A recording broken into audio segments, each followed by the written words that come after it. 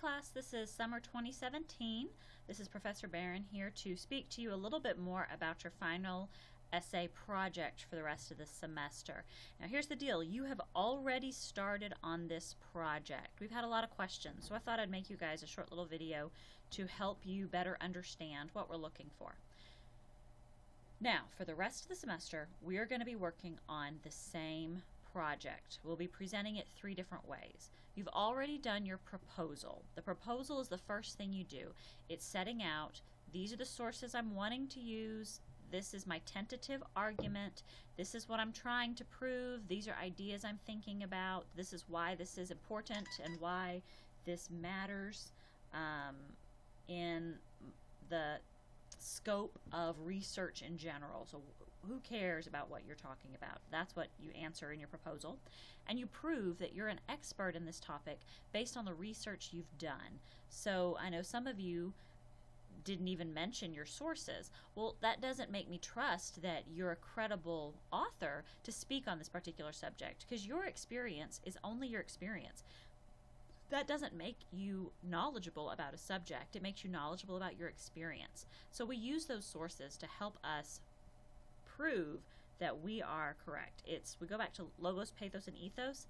This is the logos aspect, is that data that you're finding from your sources.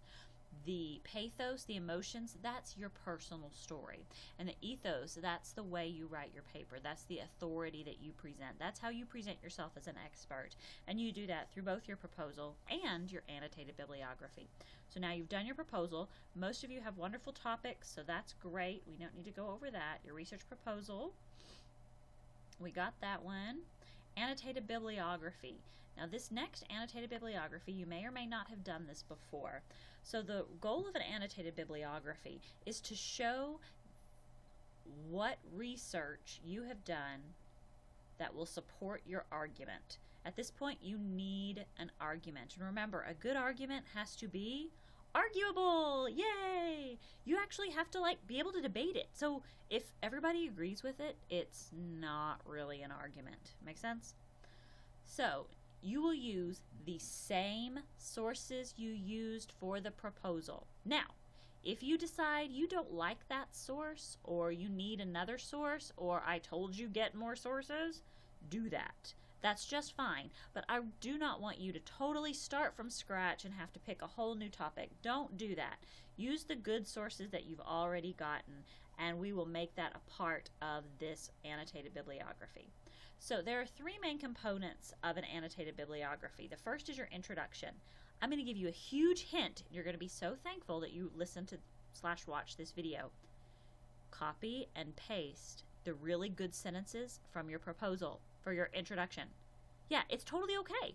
This is not plagiarism because it's the same project. This is not 3 separate projects. It's 3 different elements for one big giant project. So yes, you will use elements of your proposal. You will copy and paste sentences. You will copy and paste your thesis. Some of you have awesome first sentence introductions.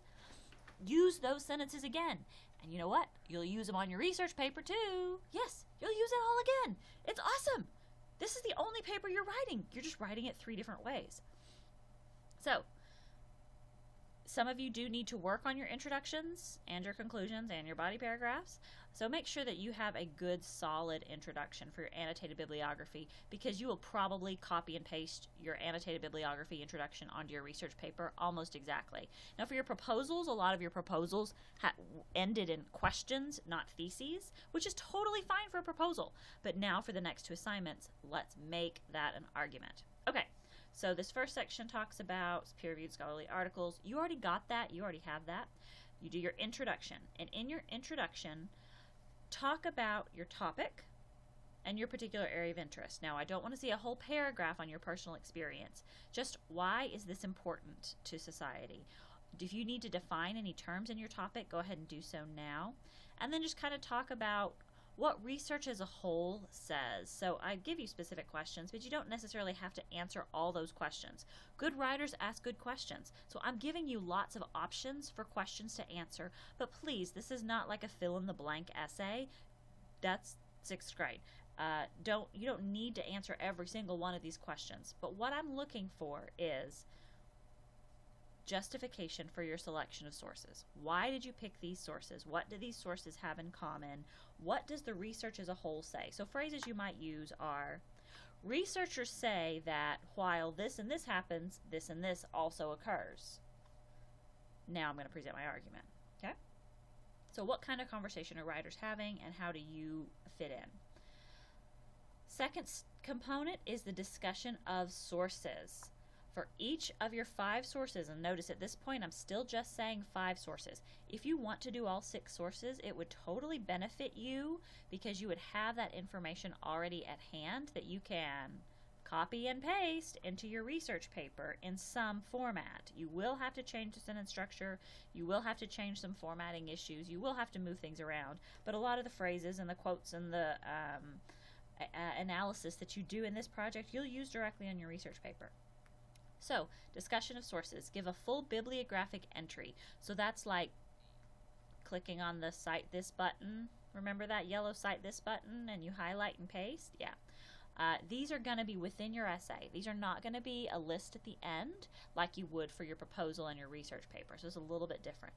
Now, what you're going to do is write a paragraph that summarizes the central argument and comments the value of the article. So some possible questions would be talking about the rhetorical situation.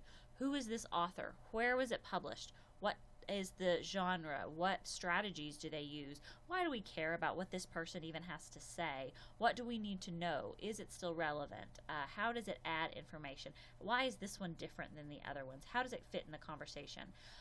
Now, in this paragraph, you are only talking about this one source. Here's the thing that this assignment sheet does not talk about. The rubric mentions it. The second thing you need to do is connect this source directly to your argument. Okay?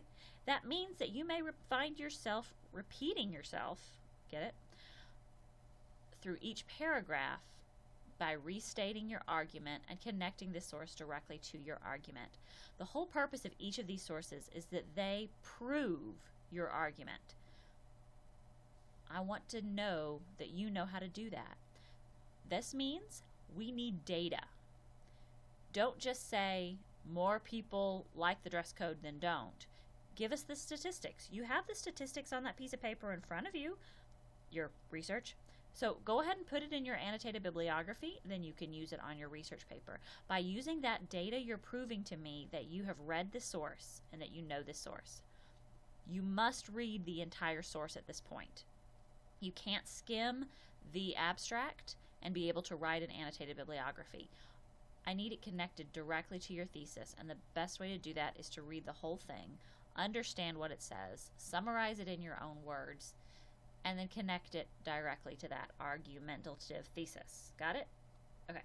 The third part of this is a conclusion. We do want a conclusion on this that tells us exactly what to do now that we've read your paper. I'll give you another hint. This is the same conclusion you probably used in your proposal and will be the same conclusion you're going to use on your research paper. Okay? So, for this one, 3 to 4 pages is not a requirement. I really don't care how long it is, because if you're going to write a paragraph or 2 on each source, it needs to be at least 5 pages. So 3 to 4 pages long is bare minimum, and those paragraphs better be chock full of wonderful detailed information. 1 and 2 sentence summaries are not going to cut it for this paper. 3 of your sources must be from a peer-reviewed journal, and this does need to be MLA formatting and documentation. This is in-text citations. I don't need to specify, put in-text citations in your paper, because this line here, formatting and documentation, covers in-text citations. Rough draft is due 7/23. Final draft is due July 30th. Woohoo, we can get it. And from there, as soon as you're finished with that one, we're going to go to your research essay. Now, this is probably the one you already know how to do. The rest of them are ones you don't know how to do. So, in some ways, this research essay will be the easiest because it's the closest to something you've done before. So, assert a claim and support it with reasons and evidence. You already have your sources. You are assigned 5 for your annotated bibliography. You must have 6 for your research essay. Okay? So use those sources wisely.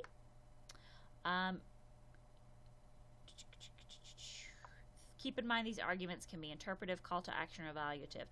We're going to talk through the rest of the semester about different types of argument. I don't care which type you use as long as it's a thorough and convincing argument that's actually argumentative. Okay?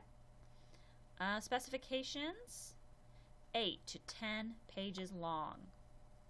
You heard that right, 8 to 10 pages long. But here's the deal, guys. The points for length is so insignificant that as long as you cover everything, you're going to get an A on the paper. As long as it's a well-written paper, but if it's only 7 pages, you can still get an A on this paper. This is worth a lot of points. It's totally okay to make it a little bit shorter if that's what you need if you're out of information.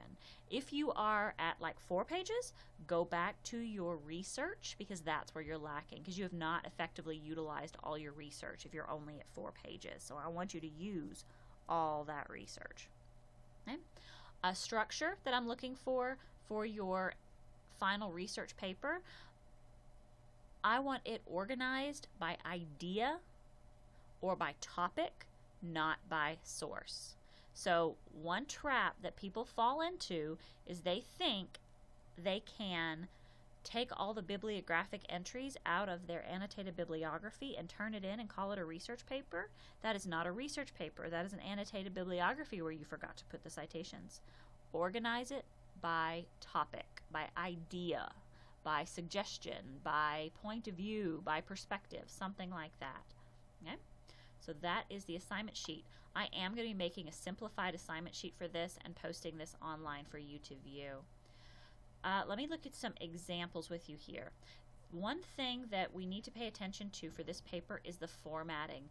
Formatting of an annotated bibliography is very different than anything you've ever done. First thing you need to make sure is you're looking at this ruler. So click on this button to see this ruler.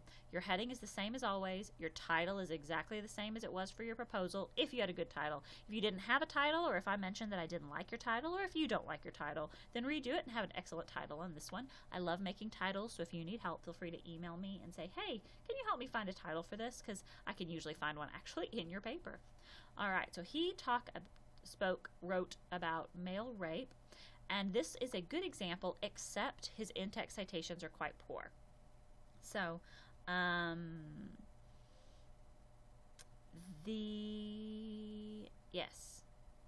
his argument is that, where is it? While women are more likely to be sexually assaulted, male victims still comprise a significant percentage of all rape victims and are much less likely to report the sexual assault due to the stigma placed on male rape. So he has like a 4-part thesis here. Women are more likely to be sexually assaulted. That's fact. That is not an argument. That cannot be the end. Male victims comprise a significant percentage of rape victims. Again, that's a fact, not an argument. Less likely to report the sexual assault, another fact, due to the stigma placed on male rape. Now we have an argument. Now we have an argument because people can disagree that they don't report rape because of other reasons. So there's his thesis, and every time he's going to go back and discuss it. Now you'll notice that this introduction is formatted just like any regular paragraph that you do on a research paper.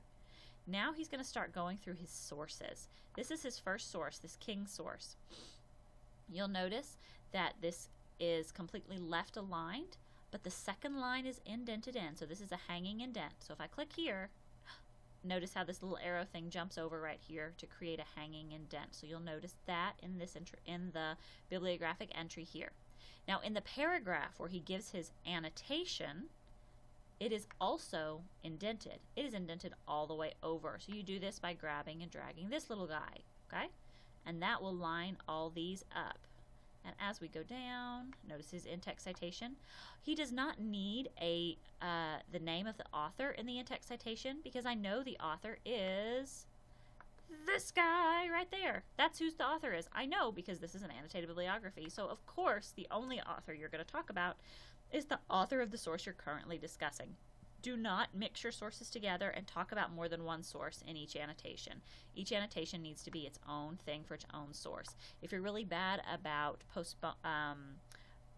postponing and waiting to the last minute before you do your paper, I recommend you slow down, take one source at a time. Tonight I'm going to write the annotation for this source. That's it. Okay, procrastinate, that's the word I was looking for. All right, and as we go down, we can see when his next one starts immediately by the left alignment here. And again, a hanging indent and then a 1 inch indentation all the way down. Most of the time he uses 2 paragraphs. The first paragraph talks about his source and summarizes his source. The second paragraph supports his thesis. This supports my thesis in that it shows their discrimination in the law against male victims of rape. Now you can combine the idea of your thesis, your argument, with the annotation. That's totally awesome. You can separate it. That's awesome too. However feels comfortable for you and whatever flows best with the paper. And again, going all the way down. Now these sources need to be in alphabetical order. So L comes before R, which comes before RO, which comes before S. QRSTUV. You see that? All right, and now you'll notice here with his last source, he has the hanging indent and the 1 inch indentation all the way down, or actually it's 1.5 inch. When he gets to the conclusion, there's an extra space, and now here's his conclusion. And this conclusion is formatted the same as the introduction in standard formatting for this introduction. You'll also notice that there is no works cited at the end. It's all included. Okay?